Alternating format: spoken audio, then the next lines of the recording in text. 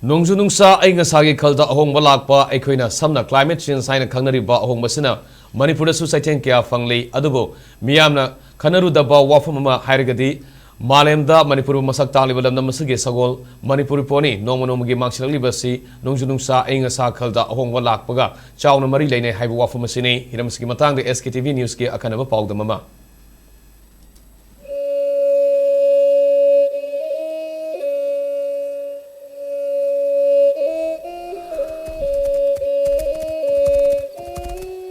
Manipur ki puwari ka sakon aduna lakliba lamdam masigi sagol Manipuri poni bu malem gi miyam na polo masana gi asing ba sagol ni haiduna masana subu pamjaba miyoy sing lamdam asida amuktang chatpa phangnaba hotnari Manipur na malem da polo haiba masana si kudol tawkhibani adubu ngasidi Manipuri poni gi masing nongmagi hantharatuna mangkhiba yabagi akiba leiri matam gi awon matung ina ahong mukya lakpa Maduna purakpa tungan maram kayana Manipuri poni mangsilakpagi maram oiri.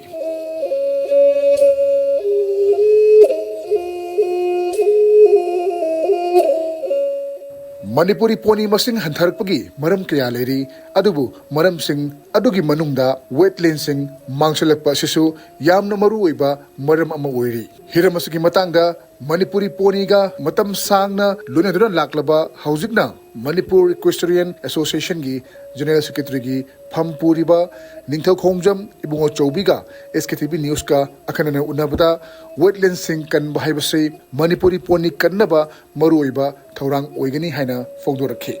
Atop lamda sagol se ina khunba mayamna stable do yo I hojik phawda sagon tungan ba bridge se lamhangda thadu aga wild una leibase Mongolia da leiri Australia da leiri sumain tawna lamda wild una leibase Manipur gi semi federal haibase parts da da chahi khudingi chakta ba laiba urok tagi natural bird mayam migratory bird mayam sigi parts sigi maruboina the permanent resident of our wetland is Manipuri ponies Mioi baga Manipuri sagon ga karama mongda mari lenagi haibabu mioi basina sagonji pharaga sagonji laaba matungda langi oigera egi sanabagi oigera natraga hiram khuding maki leinaba mari se hek loy matungda makhoi se pata mu hanjagiba agoigi idhaugi akoigi pokpiramba akoigi ipagi ahlamangi wari tabada lampen sida la aga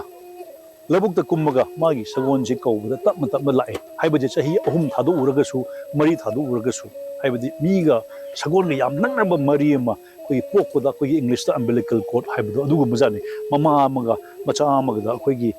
mari ma leirambado tattabi permanent mari ma lei Manipur gi wetland haibase hek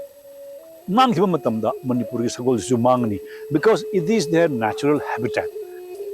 Manipur da chawrangna wetland chawmarom leirambagi manungda malemda ayingasa nongju nungsagi khalda chawna ahongba lakpadagi hojek official oina wetland cham kunthai thoi khaktamak ngaire masisu ayambana mangkhigadra haibagi chingnaba lei haina Manipur langa ki Directorate of Environment and Climate Change ki Director Dr. T. Burjakumar na phonukhiba leikhrabani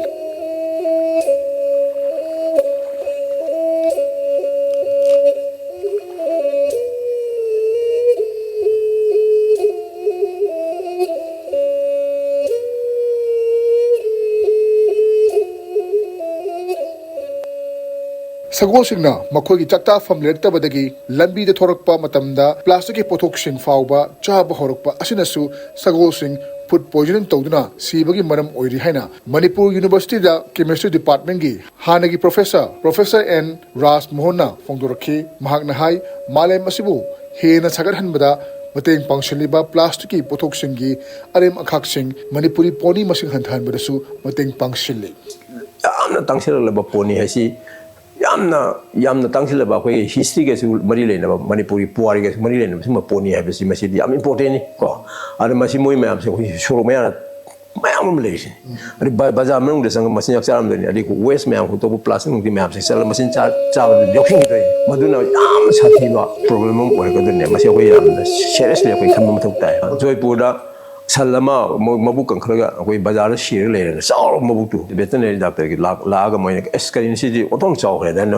leng khai ga yeng matung da mabuk manung si da kilo ni phugi plastic ki hek le ma adra ma sat pangam da leng mangam da na ta ma si boi le hai bi si ꯑꯗꯨꯒꯨꯝꯕ ꯗꯁꯥꯗꯣ ꯑꯩꯈꯣꯏꯒꯤ ꯃꯅꯤꯄꯨꯔꯒꯤ ꯈ꯭ꯋꯥꯏꯔꯝꯕꯟ ꯕꯖꯥꯔꯗꯒꯤ ꯑꯇꯣꯞ ꯑꯇꯣꯞꯄ ꯖꯒꯥꯗ ꯂꯩꯔꯤꯕ ꯃꯌꯥꯝꯁꯦ ꯊꯣꯛꯂꯛꯅ ꯍꯥꯏꯅꯤꯡꯉꯥꯏ ꯂꯩꯇꯦ ꯍꯧꯖꯤꯛ ꯑꯅꯥꯕꯁꯤ ꯌꯥꯝ ꯌꯥꯎꯔꯝꯒꯅꯤ ꯍꯧꯖꯤꯛꯁꯨ ꯑꯁꯤꯒꯨꯝꯕ ꯃꯌꯥꯝꯁꯤꯡꯁꯦ ꯑꯩꯈꯣꯏ ꯒꯣꯔꯃꯦꯟꯅ ꯐꯖꯅ ꯑꯗꯒꯤ ꯄꯕ꯭ꯂꯤꯛꯅꯁꯨ ꯑꯦꯋꯥꯔ ꯑꯣꯏꯕ ꯗꯔꯀꯥꯔ ꯑꯣꯏ ꯂꯣꯏꯅ ꯒꯣꯔꯃꯦꯟꯒꯤ ꯄꯣꯂꯤꯁꯤ ꯑꯃꯁꯨ ꯌꯥꯄꯤꯕ ꯐꯩꯌꯦꯕ ꯍꯥꯏꯗꯤ ꯄꯣꯅꯤ ꯑꯁꯤ ꯇꯪꯁꯤꯜꯂꯛꯑꯕꯅꯦꯕ ꯏꯟꯗꯦꯟꯖꯔ ꯑꯣꯏꯁꯤꯜꯂꯛꯑꯕꯅꯦ ꯃꯁꯤ ꯀꯟꯗꯕ ꯁꯨꯡꯌꯥ ꯌꯥꯗꯕ ꯁꯉꯥꯏꯒꯨꯝꯕꯅꯦꯕ ꯃꯁꯤ ꯃꯅꯤꯄꯨꯔꯅ ꯃꯥꯂꯦꯝꯗ ꯄꯣꯂꯣ ꯃꯁꯥꯟꯅ ꯈꯨꯗꯣꯜ ꯇꯧꯈꯤ ꯑꯗꯨꯕꯨ ꯃꯁꯥꯟꯅ ꯑꯁꯤꯒꯤ ꯍꯧꯔꯛꯐꯝ ꯑꯣꯏꯔꯤꯕ ꯃꯅꯤꯄꯨꯔꯤ ꯄꯣꯅꯤ ꯃꯇꯝ ꯈꯔꯒꯤ ꯃꯇꯨꯡꯗ ꯃꯥꯡꯈꯤꯕ ꯌꯥꯕꯒꯤ ꯑꯀꯤꯕ ꯂꯩꯔꯤꯕ ꯑꯁꯤ ꯀꯣꯛꯅꯕ ꯊꯧꯔꯥꯡꯁꯤꯡ ꯄꯥꯏꯈꯠꯄꯗ ꯋꯦꯠꯂꯦꯟ ꯀꯟꯕꯒꯤ ꯋꯥꯐꯝ ꯑꯁꯤꯁꯨ ꯍꯛꯆꯤꯟꯅ ꯂꯧꯕꯒꯤ ꯇꯉꯥꯏꯐꯗꯕ ꯂꯩꯔꯤ SKTV ꯅ꯭ꯌꯨꯁꯀꯤꯗꯃꯛ ꯄꯥꯎꯔꯝꯖꯔꯤꯕ ꯈꯦꯇ꯭ꯔꯤꯃꯌꯨꯝ ꯄ꯭ꯔꯦꯝꯆꯥꯟ ꯏꯝꯐꯥꯜ